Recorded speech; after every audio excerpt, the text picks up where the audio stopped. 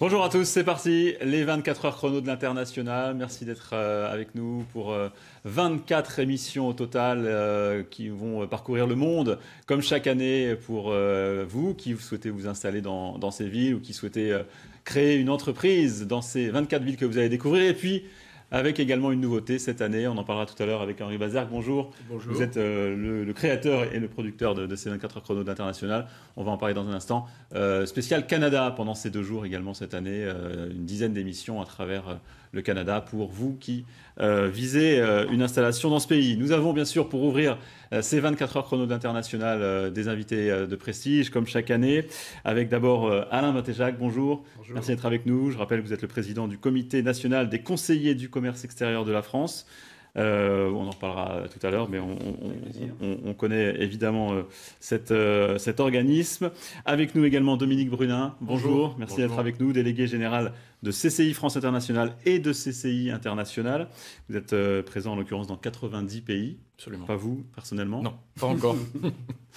Avec nous encore sur ce plateau, Christophe Bouchard. Bonjour. Bonjour. Directeur de l'Agence pour l'enseignement français à l'étranger, l'AEFE, que les élèves français à travers le monde connaissent bien, puisque vous vous occupez de tous les établissements scolaires qui sont répartis en l'occurrence dans 137 pays. Oui. Sur le plateau également, Yves Bigot, bonjour. Bonjour Antoine. Bonjour patron, vous êtes le directeur général de TV5 Monde. Merci d'être avec nous. Et donc, nous avons également la chance d'avoir Jean-Baptiste Lemoyne, le secrétaire d'État auprès du ministre de l'Europe et des Affaires étrangères en charge du commerce extérieur, du tourisme et de la francophonie. Pour parler commerce extérieur, évidemment, pour ces 24 heures chrono de l'International. On peut commencer par justement faire un bilan du commerce extérieur français sur l'année écoulée. Qu'est-ce que ça a donné pour la France? Alors, c'est vrai que nous avons tendance à constater ces dernières années un déficit commercial croissant pour la France. Et donc, avec le gouvernement, le Premier ministre, nous sommes retroussés les manches pour apporter des réponses et peut-être avoir un dispositif plus efficace, plus efficient.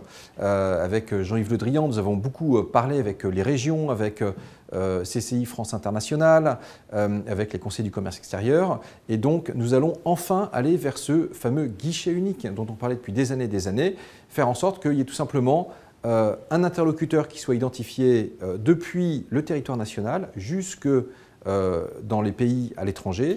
Et donc, nous allons avoir très clairement, sur le territoire national, un rapprochement des régions avec également Business France et la Chambre de commerce et d'industrie pour avoir vraiment des équipes qui seront dans des mêmes locaux, qui vont pouvoir travailler ensemble avec ce qu'on appelle un logiciel, finalement ce qu'on appelle un peu un CRM, vous savez, en bon français, les logiciels qui permettent d'avoir un suivi de toutes les actions entreprises par différents interlocuteurs pour une même entreprise. Et puis à l'étranger, il y aura également une rationalisation du réseau de Business France et des chambres de commerce pour faire en sorte que les uns et les autres ne se marchent pas sur les pieds dans un pays, mais qu'il y en ait clairement un qui soit pilote et naturellement nous aurons vocation à nous assurer que le service public, je dirais, qui est assuré de l'export soit de qualité.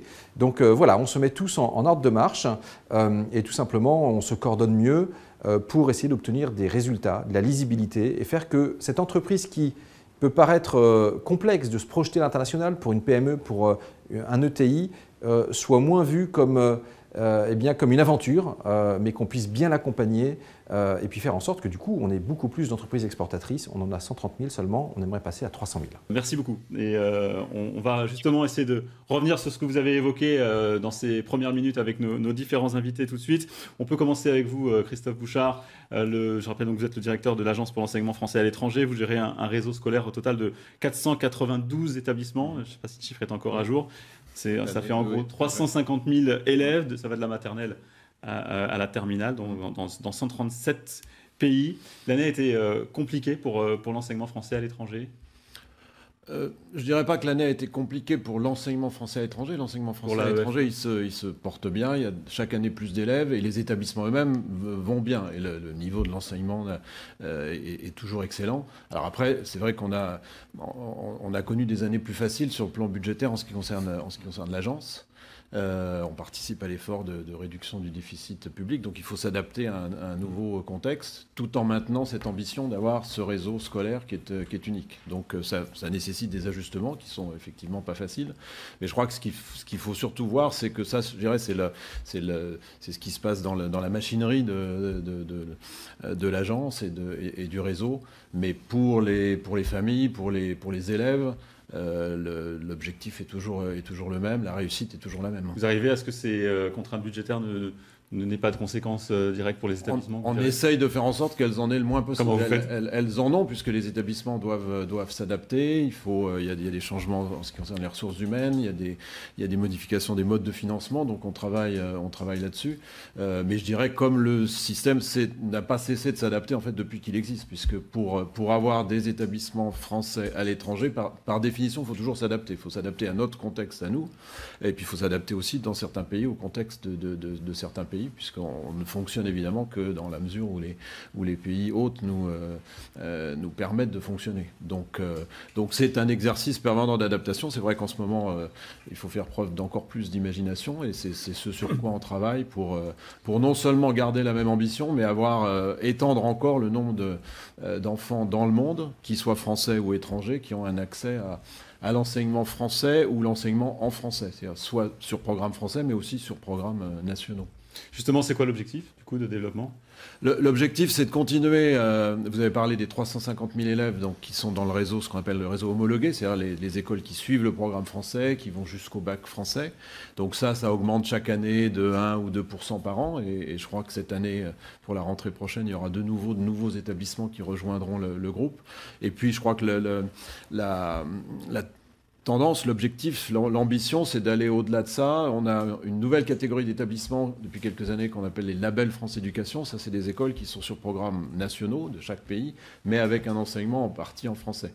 Et ça, c'est un grand potentiel de croissance, et ça permet à d'autres élèves, d'autres familles, dans d'autres villes, dans d'autres pays, d'avoir un accès à l'enseignement en français, et donc à la francophonie et à la présence du français. Et ça, le potentiel. Pour l'instant, on a 200 établissements de cette nouvelle catégorie-là, 100 000 élèves. Et là, le potentiel est pas infini, évidemment, mais enfin, on peut encore progresser largement. Donc c'est ça ce qu'on va essayer de faire dans les années à venir. Ça reste prestigieux dans beaucoup de pays de placer ses enfants dans un lycée ou une école française? Oui, je crois que les motivations sont différentes. Pour certains, c'est naturel. Dans certains pays, c'est un peu le seul choix d'avoir un enseignement de qualité, d'avoir un enseignement en français, et notamment pour les familles d'expatriés. C'est un élément pour faire le lien avec le sujet précédent. Pour beaucoup d'entreprises, pour beaucoup d'expatriés, la présence d'une école française est une condition sine qua non pour s'installer, pour s'implanter dans un pays. Et puis, il y a des pays, effectivement, où on a des établissements anciens qui sont le ou l'un des meilleurs établissements de la ville ou de la capitale, et qui sont effectivement dans le paysage, qui sont prestigieux, où le président de la République a sa fille, les ministres, les grands responsables, les grands intellectuels, et c'est ce rayonnement-là qui est une des valeurs essentielles de notre réseau. Henri Bazère, vous êtes donc le créateur de ces 24 heures chrono de l'International. Quelles sont les nouveautés cette année de cette édition 2018 ? La 12e édition est très riche. Elle est très riche d'abord, évidemment, il y a les 24 émissions dans 24 capitales du monde, d'une part. On fait un spécial Canada, d'autre part, avec une dizaine d'émissions en plus. Je crois que c'était très important de faire ça. Et Pourquoi le Canada ? Tout simplement, d'abord parce que c'est un pays francophone, c'est un pays où il y a une grosse demande de jeunes qui veulent partir. Le Canada offre également beaucoup de bourses auprès d'étudiants, comme dans l'Alberta, pour essayer d'attirer les jeunes en offrant des bourses. Et puis, l'an dernier, c'était les États-Unis. Cette année, c'est le Canada. C'est des pays qui ont une très forte demande, justement, de la part du public. Donc ça nous paraissait essentiel. Donc de la vie au quotidien à l'implantation, on va tout savoir pour vivre, développer son business sur place pour le Canada. Et dans les nouveautés 2018, il y a bien sûr Big Planet, qui va être lancé à 19h35 demain. Voilà, demain. Donc, alors qu'est-ce que Big Planet? C'est un site internet, un réseau social? On lance une fusée ici à Cap TV5. Ça va être tout simplement un réseau social entièrement dédié aux francophones, partout où ils vivent sur la planète. En un clic, ils pourront à la fois, en mettant un mot-clé, trouver toutes les vidéos, tous les articles, les blogs qui correspondent justement à leurs recherches et leurs demandes. Alors, Big Planet démarre avec 36 000 fichiers vidéo qui ont déjà été faits par les 13 Web TV de France Monde 21, donc nos Web TV. Et ce qui nous paraissait, je dirais, essentiel, c'était déjà au départ se battre un peu comme les Québécois font depuis très longtemps pour la francophonie, pour le français, parce qu'on s'aperçoit dans certains pays, comme le Portugal ou même le Sénégal, que tous les gens qui ont moins de 40 ans parlent de moins en moins français. Tous ceux qui ont plus de 40 ans parlent français. Donc il était important de faire quelque chose, de moderniser un petit peu la francophonie, parce que la francophonie avait mauvaise presse il y a 50 ans, parce qu'on sortait il y a 100 ans, on sortait des colonies, etc. Aujourd'hui, il faut que ça soit quelque chose de très moderne. Donc ça s'inscrit dans la volonté notamment du président français de relancer les initiatives autour de la francophonie? Ah oui, oui, on ne fait pas la politique du président, mais on fait notre politique à nous. Mais oui, ça va dans ce sens-là. C'est-à-dire que ce qui nous importe véritablement, c'est que les 342 millions de francophones, je crois que Yves Bigot connaît le chiffre, parce que non 274. Ah, 274, voilà. Merci, professeur. 274 millions de Français à l'étranger, de francophones à l'étranger, intéressent justement. Nous, ce qui nous intéresse, c'est justement que tous ces gens-là puissent communiquer, échanger, et puis trouver en un clic un réseau social assez exceptionnel. Donc lancement de ce site Big Planet demain à 19h30. 19h35, c'est le lancement. Et merci à TV5 d'ailleurs, puisque dans le journal de 64 minutes, aujourd'hui, la rédactrice en chef vient présenter en direct le projet. Voilà. Sandrine Chauvet, en l'occurrence. Sandrine Chauvet. Alors, Yves Bigot, justement, c'est important. On parle justement de communication entre francophones. C'est un peu, évidemment, l'un des rôles de TV5 Monde. C'est important, cette communication, qu'en plus, effectivement, le président français veut développer. On est la chaîne de la francophonie depuis 34 ans, mais effectivement, Henri l'a dit, on travaille tous les jours pour se débarrasser du complexe que la francophonie incarne pour les Français. Alors, c'est pas du tout comme ça pour nos amis canadiens ou même les Belges, les Suisses, les Africains, les Maghrébins, etc. En France, on a effectivement toujours ces scories de la francophonie liées à la colonisation, puis à la décolonisation, voire à la France-Afrique, etc. Et qui, du coup, donnent aux Français un mal-être par rapport à la francophonie. On est le seul pays parmi tous les pays francophones à vivre ça. Et je pense, alors pour le coup, que l'initiative du président de la République qui vise à faire comprendre la francophonie aux Français et à travailler la francophonie, y compris à l'intérieur des frontières françaises, parce que quand on parle de 274 millions de francophones dans le monde, il faut compter les 66 millions de Français parmi eux, puisque nous sommes le seul pays francophone au monde où nous sommes tous francophones. Et c'est d'ailleurs une des raisons pour lesquelles les Français ont ce rapport un peu étrange et pas d'adhésion et pas de militantisme pour la francophonie. Parce que c'est que le français n'est pas menacé en France. Alors que, prenez les partenaires de TV5 Monde, en Suisse, il y a 4 langues. En Belgique, il y en a 3. Au Canada, il y en a 2, officielles.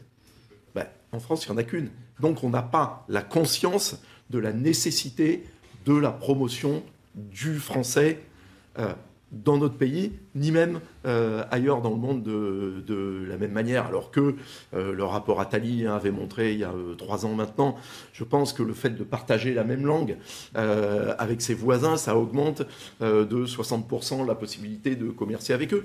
Nous, on le voit, par exemple, le Ghana, pays anglophone en Afrique de l'Ouest, mais entouré entièrement, comme c'est d'ailleurs aussi le cas du Nigeria, par des pays francophones. Le Ghana nous a demandé, notamment, non seulement de diffuser TV5 Monde Afrique chez eux, mais ça, on le fait, on est sous-titré en anglais, donc ça ne pose aucun problème, on est présent, y compris en Chine et en Corée du Nord, donc on peut être présent au Ghana. Mais en revanche, ce qui nous a plus surpris, c'est que le Ghana nous a réclamé d'abord notre chaîne pour les enfants, ludo-éducative, qui s'appelle TV5 Monde, parce qu'ils souhaitent justement travailler à l'apprentissage et l'enseignement du français auprès de leur population. Et on le fait. Et évidemment, ça n'obère pas le travail formidable qui est fait par l'enseignement officiel du français, le travail des alliances françaises, de l'Institut, de la EFE, bien évidemment.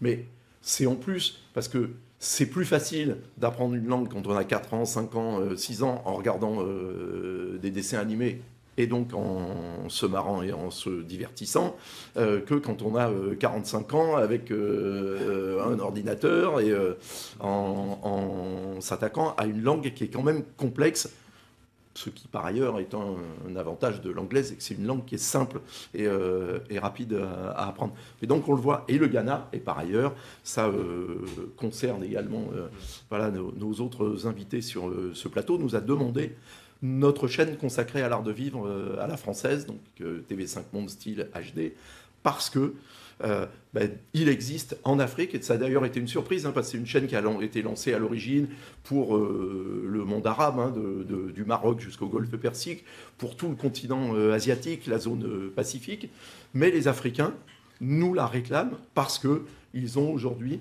une classe moyenne qui se développe, qui souhaite consommer, et même, nous disent-ils, ceux qui n'ont pas encore les moyens de consommer ont déjà ceux de rêver, et ils veulent rêver, puisqu'il y a de la croissance en Afrique, à ceux qui pourront consommer demain.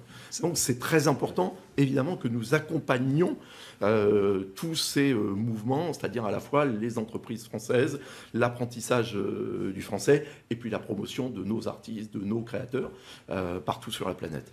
Je voulais dire une chose importante. Ce que dit Yves, c'est très important. On a un rôle à jouer vis-à-vis des pays africains et beaucoup d'autres, à la fois pour lire, écrire, apprendre le français, mais également on a un rôle vis-à-vis des francophiles. Il y a énormément d'étrangers qui adorent la langue française. Partout sur la planète, et nous les francophiles nous intéressent considérablement par Big Planet. Donc demain 19h35, il y aura ce lancement, vous serez tous là, mais on met en place une version bêta pour 1 mois. Donc là tout le monde pourra nous indiquer s'il y a un bug, leurs suggestions, faire la promotion et surtout contribuer justement, puisque chacun pourra déposer toutes les vidéos et les articles qu'ils voudront. Voilà. Et Henri a parfaitement raison de parler des francophiles. Nous sommes diffusés dans 354 millions de foyers sur la planète, et la moitié d'entre eux ne parlent pas français et suivent les chaînes de TV5 Monde à travers nos 14 langues de sous-titrage. Où en est TV5 Monde? Quels sont les projets pour l'année 2018 et puis quelles sont les nouveautés? Vous avez lancé récemment notamment une grande émission avec tous les partenaires de TV5 Monde. Oui, je vais vous citer Michel Berger. Nos projets, c'est continuer à remplir nos missions. Mais bien évidemment, oui, on a lancé Objectif Monde, qui est une grande émission mensuelle. Le 2e numéro va être diffusé le 21 mars, donc la semaine prochaine. Il sera consacré donc aux conséquences de l'affaire Weinstein, MeToo, Time's Up, etc. Le 1er numéro était consacré au retour des djihadistes dans nos pays, évidemment terrible problématique que nous partageons, France, Belgique, Suisse, Canada, mais aussi la Tunisie et beaucoup d'autres pays. Par exemple, on s'intéressera aussi à la manière dont nous voyons avec nos partenaires francophones l'initiative du Canada qui va légaliser le cannabis cet été, qui pose des questions de société. Et nous, on est à TV5 Monde, la chaîne des regards croisés, et évidemment le regard des Canadiens ou des Français ou des Belges ou des Suisses n'est pas du tout le même sur une problématique comme ça. C'est pour ça d'ailleurs qu'elle est aussi intéressante, c'est qu'elle montre vraiment les fractures dans la manière dont on envisage notre rapport à la société et au commerce, parce que l'État du Colorado est devenu d'un seul coup aussi riche que la Californie et plus riche que le Texas, et uniquement parce qu'il a légalisé le cannabis. Donc vous voyez, c'est pas qu'une question morale, c'est pas qu'une question de santé publique, c'est aussi, et je dirais peut-être avant tout pour certains, une question économique essentielle. Donc en tous les cas, c'est un magazine qui est fabriqué par notre rédaction, celle de TV5 Monde, à laquelle vous appartenez Antoine, avec les rédactions de France Télévisions, de Radio-Canada, de la RTBF belge, de la RTS suisse. On diffuse nos reportages, ce qui à l'époque des fake news est très important, de montrer que nos rédactions font un travail considérable d'investigation, de grands reportages pour présenter à nos téléspectateurs des informations fiables et vérifiées, et qu'on réfléchit ensemble donc aux grandes problématiques de la planète. Il y aura évidemment un numéro sur l'insécurité alimentaire, il y aura un numéro sur la menace nucléaire, la Corée du Nord, mais l'Iran aussi qui revient à l'ordre du jour sur ce sujet. Ça s'appelle Objectif Monde. Objectif Monde, présenté par Dominique Larèche chaque mois sur TV5 Monde. Merci beaucoup Yves Bigot d'avoir été avec nous pour ce lancement de 24 heures chrono international. Merci aussi à Henri Bazère qui va continuer cette émission. Merci également à vous Christophe Bouchard d'avoir été sur cette première émission des 24 heures chrono international. On se retrouve dans quelques secondes. À tout de suite.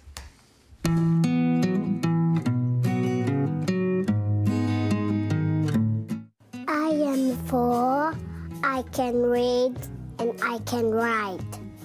C'est 4 ans, je sais lire et je sais écrire.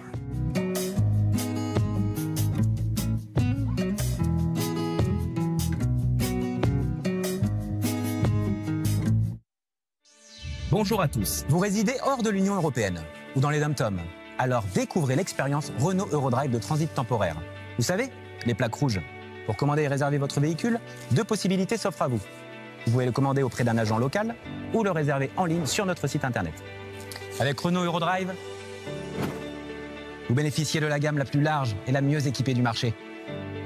Voilà, Renault Eurodrive, c'est une voiture neuve hors taxe, un service premium tout compris et des équipes dédiées qui mettent tout en œuvre pour que vous profitiez au maximum de votre voyage. Renault Eurodrive, c'est vraiment l'Europe en toute sérénité.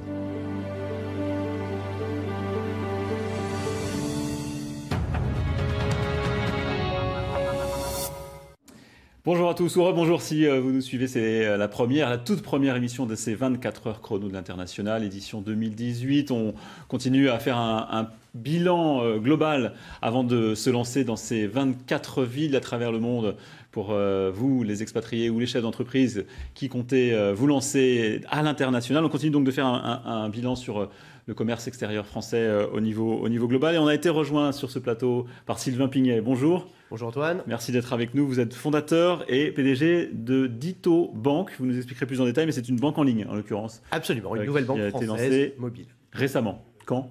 Le 15 février dernier. C'est vraiment très récent. Très récent. On est toujours sur le plateau également avec Dominique Brunin, délégué général de CCI France International, CCI International. Alors vous avez vous animez, parce que vous ne les avez pas, 120 chambres de commerce et d'industrie françaises à travers le monde dans 90 pays. Quelles sont les actions menées par CCI France International cette année? Alors, si on regarde surtout 2018, parce que ce qui est plus intéressant, c'est de se projeter sur l'avenir plutôt que de regarder trop dans le rétroviseur. C'est bien de faire un bilan aussi. Nous regardons résolument vers la transformation digitale à la fois de notre réseau et l'accompagnement de la transformation digitale des entreprises françaises, parce que le digital est potentiellement un des vecteurs de croissance et de développement qui peut aussi servir la cause du commerce extérieur français. Donc un très gros effort sur cette approche-là. Un très gros effort également sur... On peut peut-être rentrer dans le détail, dans le numérique. Comment ça se concrétise? Ça se concrétise tout simplement par un travail d'abord interne. Nous sommes en train de complètement reconfigurer l'ensemble de nos sites Internet, puisque nous gérons ici à Paris, avec une petite équipe de collaborateurs, plus d'une centaine de sites donc, qui alimentent l'ensemble de notre réseau. Et cette transformation est une transformation qui vise à simplifier l'accès à l'information pour les entrepreneurs, à beaucoup plus rapidement arriver à l'information pertinente et derrière de passer de l'information pertinente digitale à le contact individuel, le contact humain, pour des prestations, pour un accompagnement à plus forte valeur ajoutée. C'est aussi tout un travail autour des entreprises françaises qui elles-mêmes sont dans le digital. Nous animons beaucoup de communautés, on parlait du Canada, mais c'est aussi dans d'autres pays en Europe, je pense à la Norvège par exemple. Nous animons beaucoup de communautés, nos chambres animent beaucoup de communautés autour des startups, autour des entreprises, des entrepreneurs du digital. Et il y a une véritable croissance, en quelque sorte, une explosion d'initiatives et d'innovation. Et ça permet aussi de toucher du doigt le lien, la courbe, le cercle vertueux entre internationalisation et innovation. Donc ça, c'est un premier vecteur, le digital. Le deuxième vecteur, c'est de continuer à renforcer notre réseau de pépinières d'entreprises et d'incubateurs. Nous avons aujourd'hui quasiment 1200 postes de travail à disposition des entreprises françaises, des entrepreneurs français, de leurs collaborateurs, répartis dans 83 business centers. Alors ça va va de quasiment 100 postes de travail à Hong Kong à 1 ou 2 postes dans les pays éventuellement ou dans des pays moins porteurs. Mais c'est une solution clé en main. Nous ne sommes pas des bailleurs, nous ne sommes pas des loueurs de mètres carrés, mais le fait d'avoir un entrepreneur français, un collaborateur d'une entreprise, dans un environnement économique, ça permet de faciliter, là aussi, d'accélérer les démarches d'internationalisation de ces entreprises. Voilà, très sommairement, vraiment les deux axes, business center, incubateur et digitalisation et aide aux entreprises à travers le digital. On a entendu en début d'émission, donc tout à l'heure, Jean-Baptiste Lemoyne, secrétaire d'État aux Affaires étrangères. Vous êtes partie prenante, évidemment, des décisions et des créations qui sont lancées par ce ministère pour améliorer encore le commerce extérieur français. Améliorer le service aux entreprises, l'amélioration au commerce extérieur, ça sera un résultat. C'est-à-dire que c'est d'abord améliorer l'approche des entreprises, massifier pour les entreprises la possibilité d'avoir un contact rapide, direct dans leur territoire, puisque nous animons aussi bien le réseau des CCI françaises à l'étranger, 90 pays, 120 chambres, mais aussi le réseau des 125 CCI de France sur cette vocation de développement international des entreprises, 450 collaborateurs en France, 1200 collaborateurs à l'étranger. Oui, nous sommes partie prenante de cette dynamique. Et vous qui dirigez CCI depuis un certain temps, maintenant vous sentez un frémissement, vous sentez que quelque chose se passe ? Je pense que ce qui est extrêmement important dans ce qui a été lancé le 23 février par le Premier ministre, c'est à la fois l'illustration d'un nouvel état d'esprit et d'un alignement des planètes entre acteurs institutionnels, puisque nous sommes des institutionnels essentiellement, avec des entrepreneurs derrière nous qui nous donnent les impulsions stratégiques, mais je représente des institutions.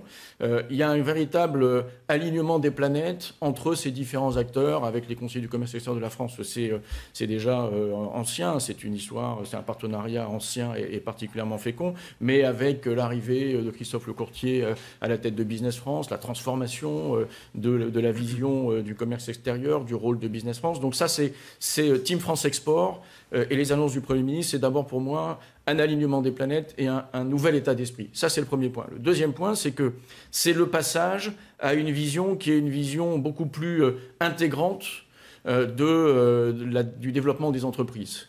La formation, l'accompagnement des entrepreneurs et des jeunes, bien entendu, mais aussi et en particulier des entrepreneurs, à cette dimension de l'international et de l'internationalisation de leurs entreprises. C'est pas facile. Il y a de la technicité qu'il faut maîtriser. Donc il y a un gros volet formation et accompagnement à l'interculturel et à la sensibilisation de pourquoi s'internationaliser. Un gros volet financier qui est extrêmement important et un volet d'articulation des différents acteurs avec ces guichets uniques dans les régions, avec les régions de France, Business France et les CCI, et en termes de projection à l'étranger, un point d'atterrissage là aussi facilité avec les bureaux Business France, avec nos chambres de commerce françaises à l'étranger et l'ensemble des autres acteurs du secteur privé qui ont toute leur place et toute leur légitimité aussi dans ces dispositifs. Alain Matéjac, vous le sentez, cet alignement des planètes aussi? Je rappelle que vous, quand je dis vous, c'est vous et les 4000 chefs d'entreprise que vous représentez. Est-ce qu'ils sentent cet alignement des planètes pour le commerce extérieur français? Je crois d'abord, ils sentent qu'il y a une priorité. Jean-Baptiste Lemoyne disait à l'instant que la bonne nouvelle du commerce extérieur en 2017, c'était que les exportations avaient augmenté de 4,5%. La mauvaise nouvelle, c'est que les importations ont augmenté davantage et que le déficit... C'est l'éternel problème de la France pour l'instant. C'est aggravé. Donc il faut se mobiliser, c'est pas nouveau et c'est pas évidemment... Je pense que les réponses essentielles sont d'ordre économique. Il faut renforcer la compétitivité des entreprises françaises, renforcer l'industrie française pour pouvoir œuvrer vraiment sur le commerce extérieur. Mais il n'en demeure pas moins qu'il y a un appareil, ce qu'on appelle un dispositif de soutien à l'export, et qu'il faut le rendre, cet appareil, le plus efficace possible, puisque nous l'avons. D'ailleurs, la plupart des pays ont des dispositifs comparables. Il faut le rendre efficace. De ce point de vue-là, je pense pour moi, il y a deux mots-clés. Et que je crois, on retrouve d'ailleurs dans les orientations qui ont été données par le Premier ministre il y a quelques jours, c'est mobilisation et simplification. Mobilisation, c'est-à-dire qu'il faut que tout le monde se mobilise pour l'international. Donc ça commence au dépar, par ce que disait Dominique, d'ailleurs, la formation des chefs d'entreprise, formation des jeunes en la matière. Je trouve que c'est absolument essentiel. Essayer d'aller rechercher les entreprises aussi dans les régions, au plus près des régions. C'est pour ça que constituer des guichets uniques, notamment sur la base soutien des chambres de commerce au niveau de toutes les régions, je pense que ça peut être extrêmement important.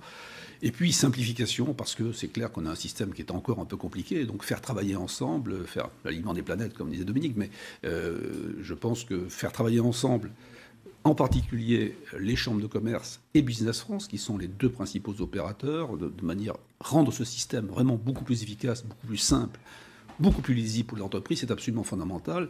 Et nous, conseillers du commerce extérieur, qui sommes des bénévoles, qui sont des chefs d'entreprise, 4000, vous l'avez cité, à travers le monde, qui partageons notre expérience et notre connaissance des marchés, nous sommes prêts à aider et à collaborer dans ce nouveau système au service des entreprises françaises. Quels sont justement, on va faire un peu le bilan et les perspectives pour le Comité national des conseillers du commerce extérieur de la France? Vous en êtes... Alors, si vous voulez, nous nos actions, je dirais, il y a une première action qui est de conseiller les pouvoirs publics en matière de commerce extérieur, c'est-à-dire de partager avec eux ce que nous remonte le terrain sur les difficultés que peuvent rencontrer les entreprises dans tel ou tel pays, dans tel ou tel secteur, et de dialoguer avec eux pour trouver des solutions. Donc ce dialogue, il fonctionne, et je pense que nous essayons, et en particulier avec Jean-Baptiste Lemoyne et tous ses services, nous avons un dialogue fécond, et nous allons continuer dans cette... Et nous ne nous interdisons pas non plus d'être force de proposition. Et d'ailleurs, nous avions contribué aux mesures, enfin, nous avions fait des propositions, en tout cas, dans le cadre de la préparation du plan qui a été annoncé par le Premier ministre à Roubaix il y a 2 semaines ou 3 semaines. Quel type de mesures? Qu'est-ce qui a été retenu, par exemple? Par exemple, on insistait beaucoup sur le fait que, quand on regarde la situation, enfin, aller dans le sens de la simplification, c'est-à-dire de rapprocher le plus possible le système Chambre de commerce Business France, parce que la dichotomie et la dispersion des moyens n'est jamais bonne. Et en même temps, en essayant de voir que les situations dans les pays sont extrêmement diverses, et que donc on avait fait une enquête auprès de tous nos représentants dans tous les pays, dans les 140 pays dans lesquels nous sommes présents, pour leur demander leur vision à eux sur le terrain du système. Et donc nous avons apporté cette contribution au pouvoir public dans le cadre de la préparation des réformes qui ont été faites. Nous avons aussi beaucoup insisté sur l'aspect formation, et nous sommes heureux de retrouver que cet aspect-là aussi se retrouve dans les mesures. Donc tout cela est bon. Maintenant, les mesures sont une chose. Ce qui est le plus important, c'est l'application concrète sur le terrain, parce que les meilleures intentions peuvent finalement ne donner rien s'il n'y a pas une véritable volonté et surtout un suivi opérationnel, concret sur le terrain. Et là aussi, nos conseillers sur place sont prêts à accompagner, à aider, à suivre l'application, à faire éventuellement remonter les difficultés. En première ligne en plus pour ça. En première ligne pour ça, puisqu'ils sont, si vous voulez, ils sont vraiment, d'abord, ils sont indépendants, ils sont volontaires, ils sont bénévoles, ils ne sont pas subventionnés, ils sont immergé dans ce qu'on appelle l'écosystème finalement local, qui est au fond la présence économique française dans les différents pays. Et donc je pense que ce qu'ils disent, ce qu'ils font remonter est extrêmement intéressant. Donc voilà, ça c'est une action que nous devons pousser. On va parler dans un instant de toute l'actualité autour du commerce international également. On va aussi présenter votre banque, Sylvain Pigné. On se retrouve dans quelques secondes.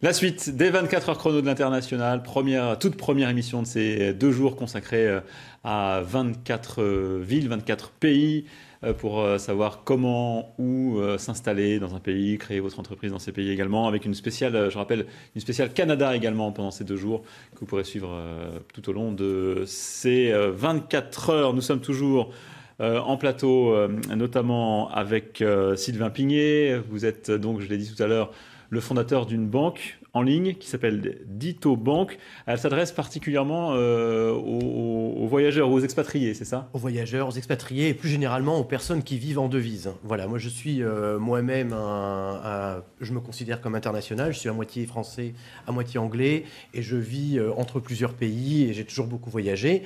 Et je n'ai jamais trouvé une banque qui me permettait de vivre ma vie de façon naturelle à travers les frontières et à travers les devises. Et donc, c'est pour ça que j'ai créé Ditobank. Donc concrètement, comment elle facilite la vie de ces Comment elle facilite la vie? Alors, voyageurs? Ditobank est une banque mobile. Donc, c'est une banque qui a été créée pour être utilisée sur un téléphone mobile. On télécharge une application. On devient client de la banque en quelques minutes, on ouvre un compte en banque en euros, qui est un compte classique, dans lequel on peut recevoir de l'argent, faire des paiements, etc. Donc c'est un compte tout à fait classique.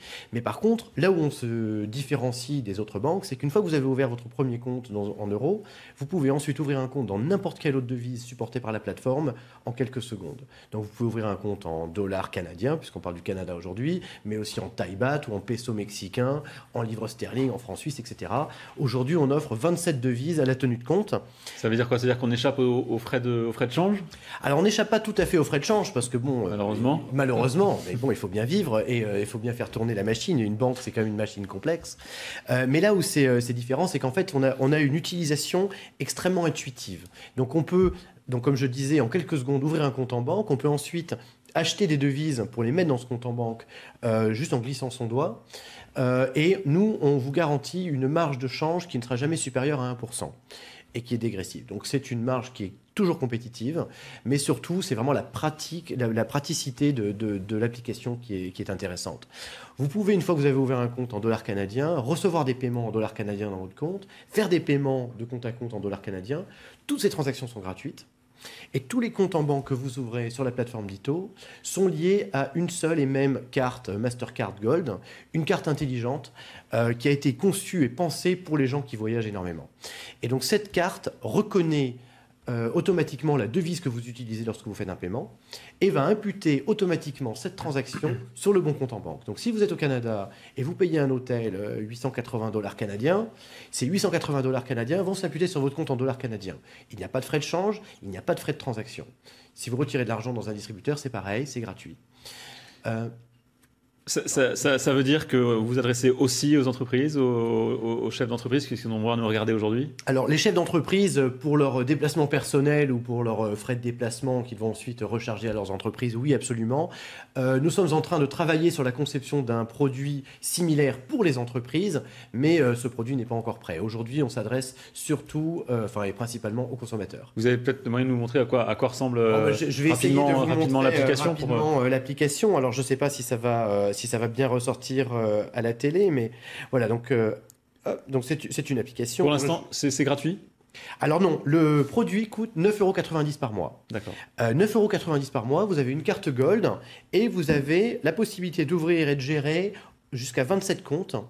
Toutes les transactions, y compris les paiements internationaux. Donc, si vous faites un virement de compte à compte en dollars aux États-Unis, cette transaction va être gratuite. Vous pouvez retirer de l'argent dans un distributeur au Japon 4 fois de suite. Je ne vous prendrai jamais de frais. Je vous donne juste accès à votre argent. Donc, vous payez 9,90 € d'abonnement, mais après le reste, il n'y a pas de surprise. Tout est transparent. Donc voilà, là, je vous montre mon compte. Donc là, j'ai un compte en euros, en livres sterling, et j'ai aussi un compte en dollars canadiens sur lequel je n'ai pas d'argent.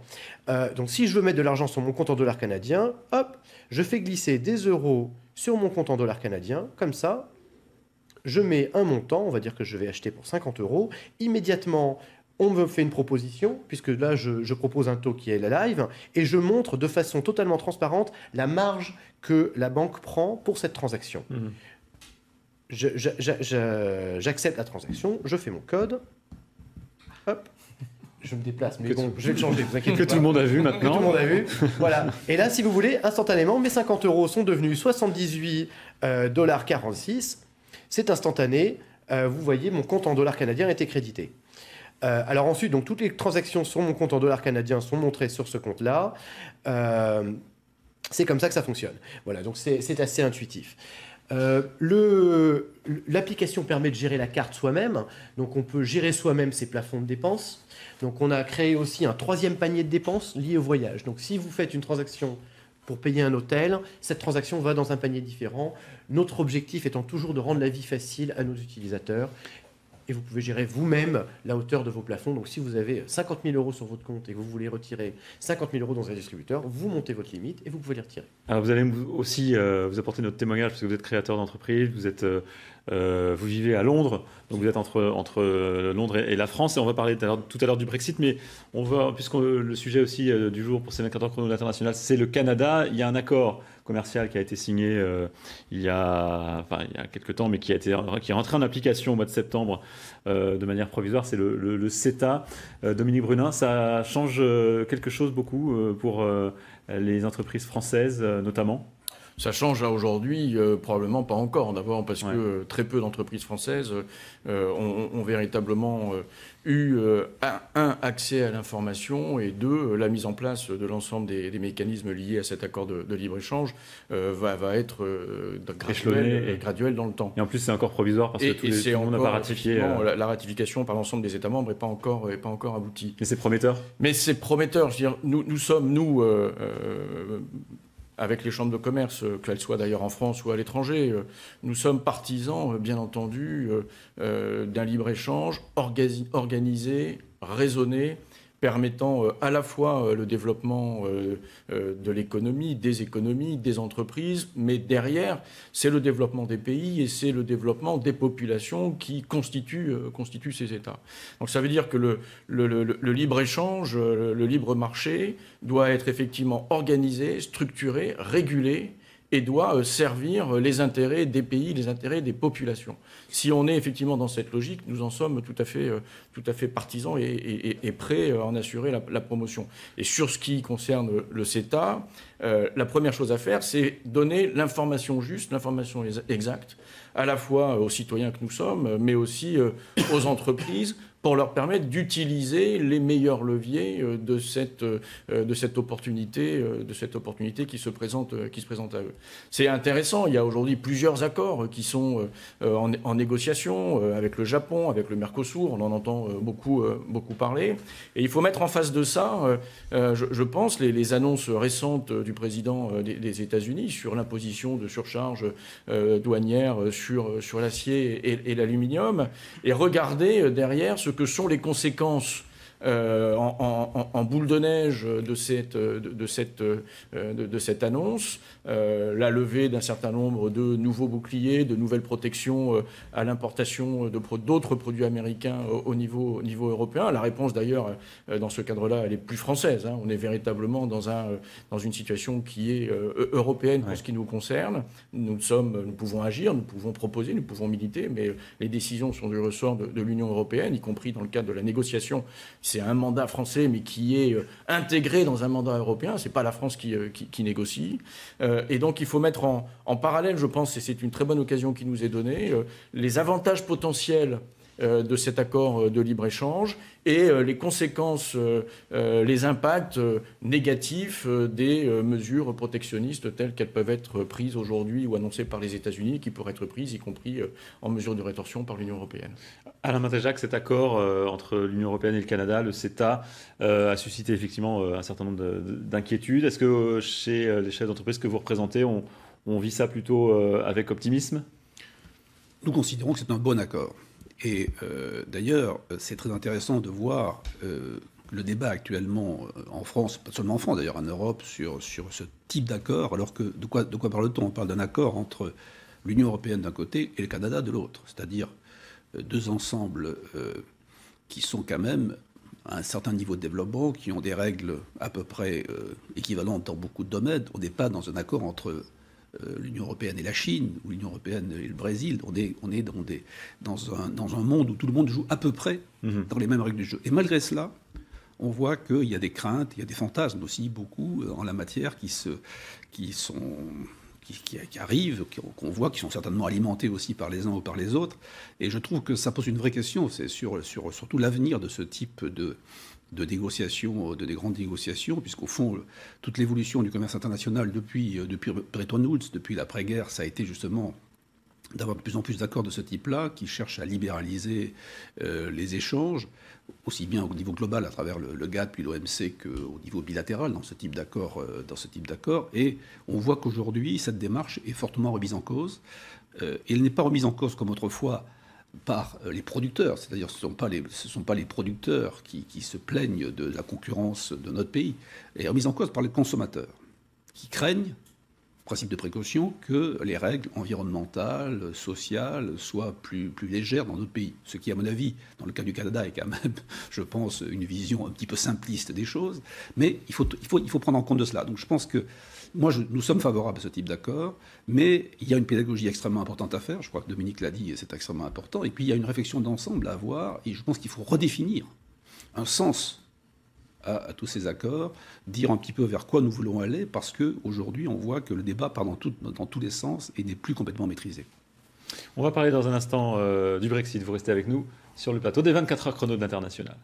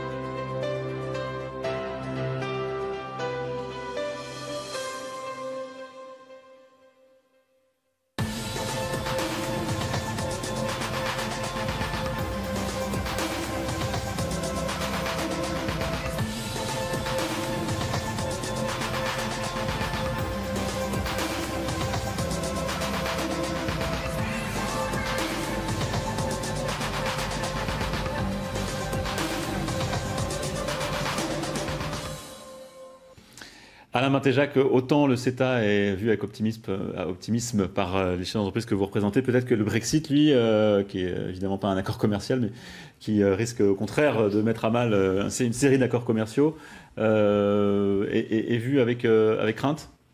Oui, bien sûr, parce que je crois que ce qui est vu surtout avec beaucoup de crainte, c'est la phase d'incertitude et d'instabilité dans laquelle on est entré de part et d'autre, et surtout, je pense, du côté anglais, en réalité, parce que le risque finalement principal, il est du côté du Royaume-Uni.